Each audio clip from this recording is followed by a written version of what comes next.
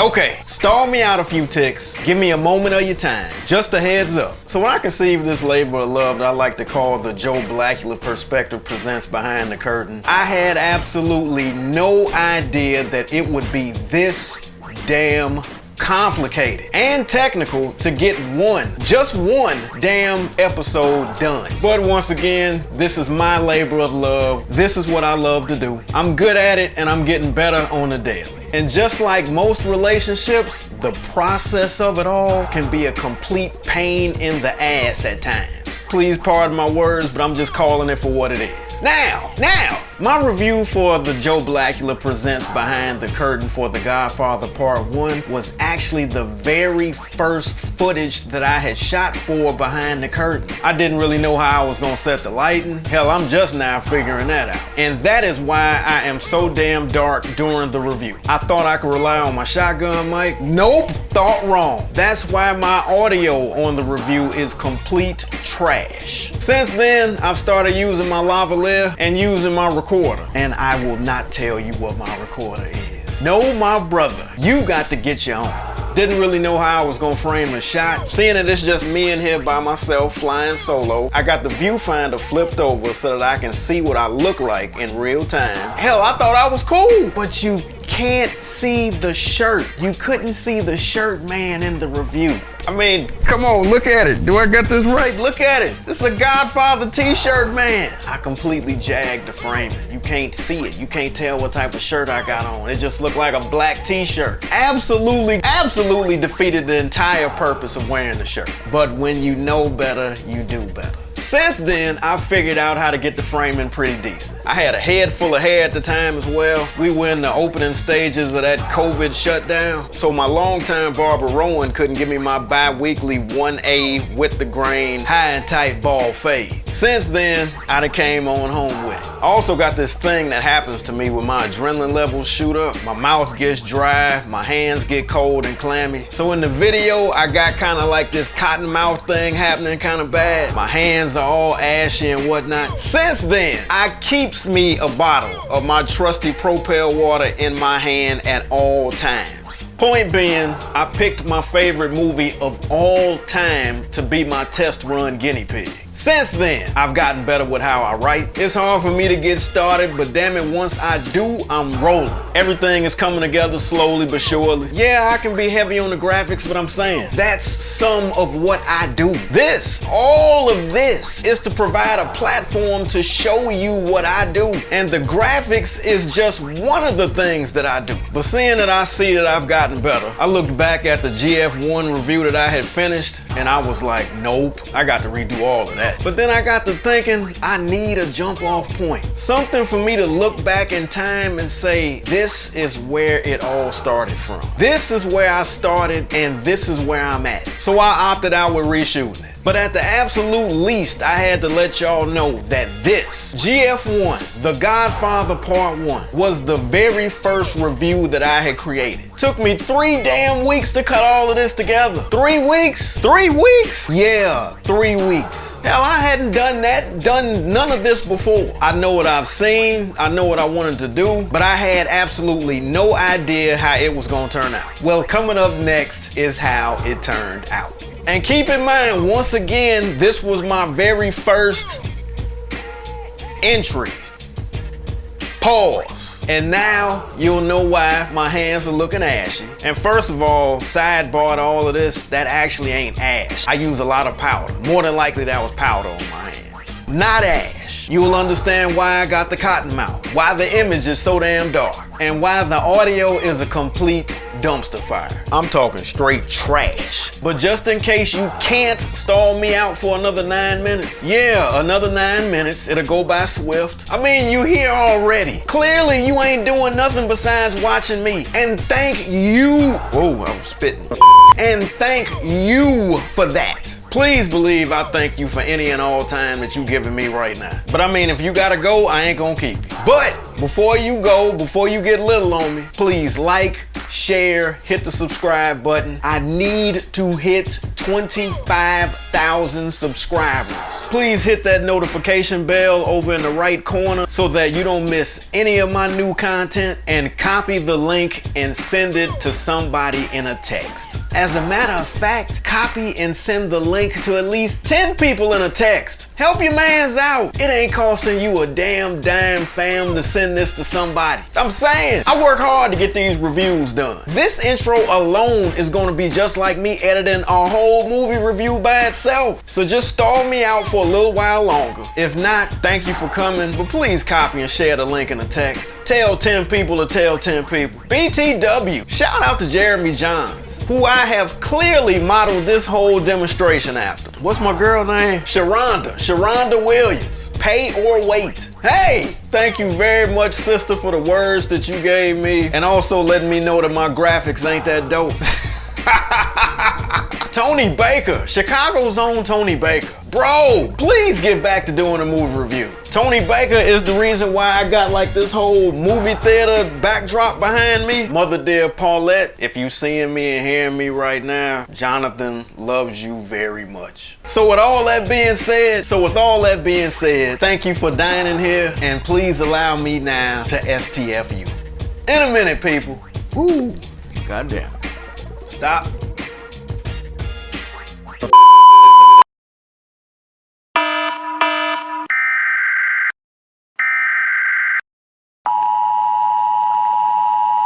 The Godfather is one of my favorite family movies of all time, especially considering that I don't like family movies, but this is my type of family movie.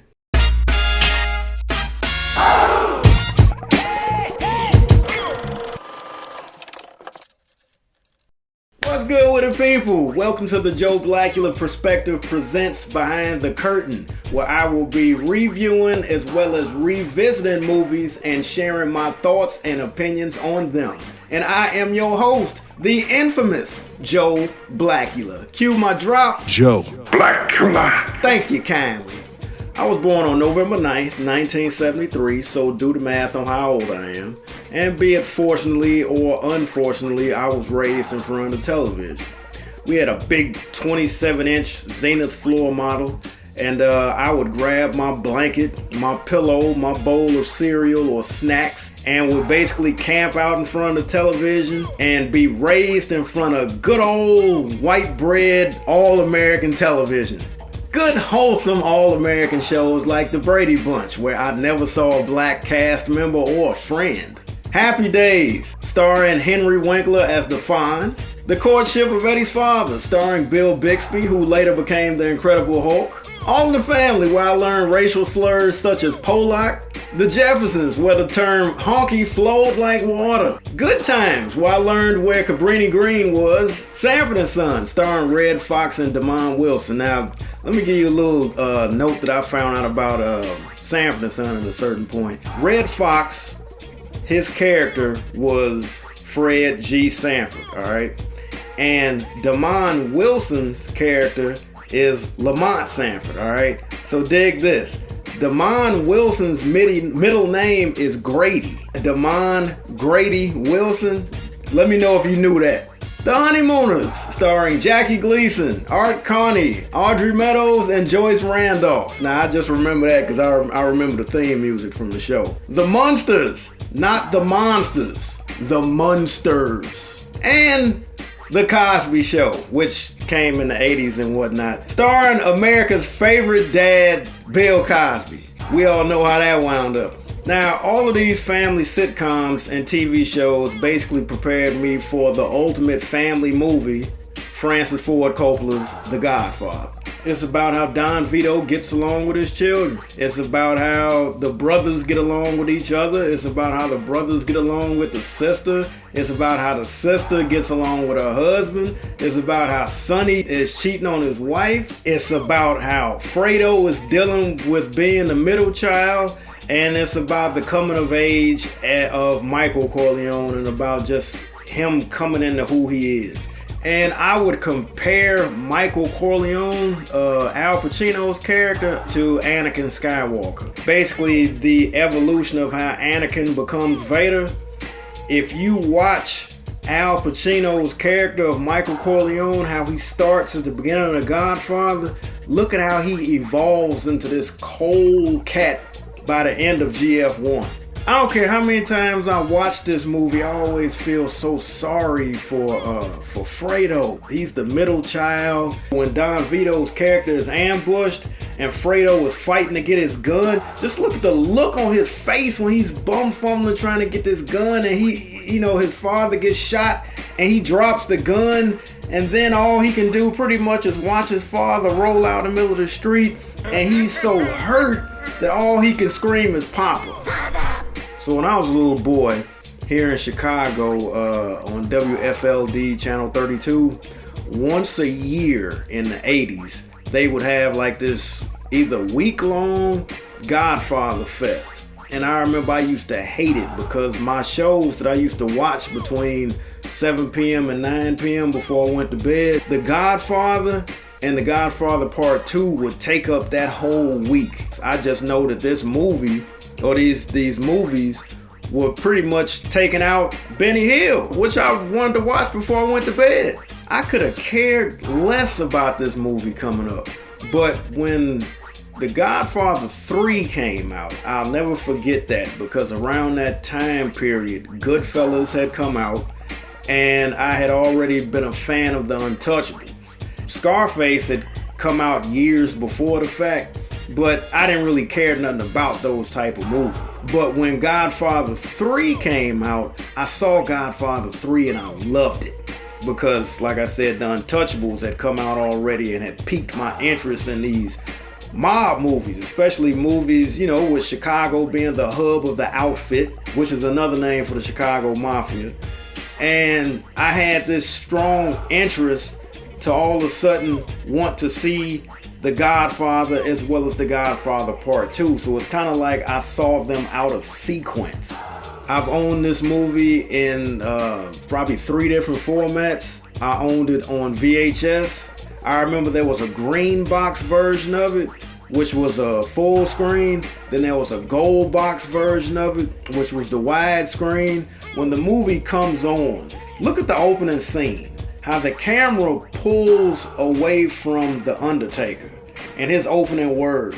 And the camera starts in tight on his face and slowly pulls back during his monologue to reveal that the camera is over Don Vito's shoulder. And that's how they introduced The Godfather. And then he goes into this whole monologue about what happened to his daughter. And then he asks the Undertaker, well, what do you want me to do? And then he comes over to Don Vito and whispers in his ear, and then that's when they cut to the shot of Marlon Brando, and you see him, he scratches his chin or whatever that does. Whatever. I mean, look, I can watch this movie 100 more times, and I've never seen the same thing twice. I always catch something different each time around.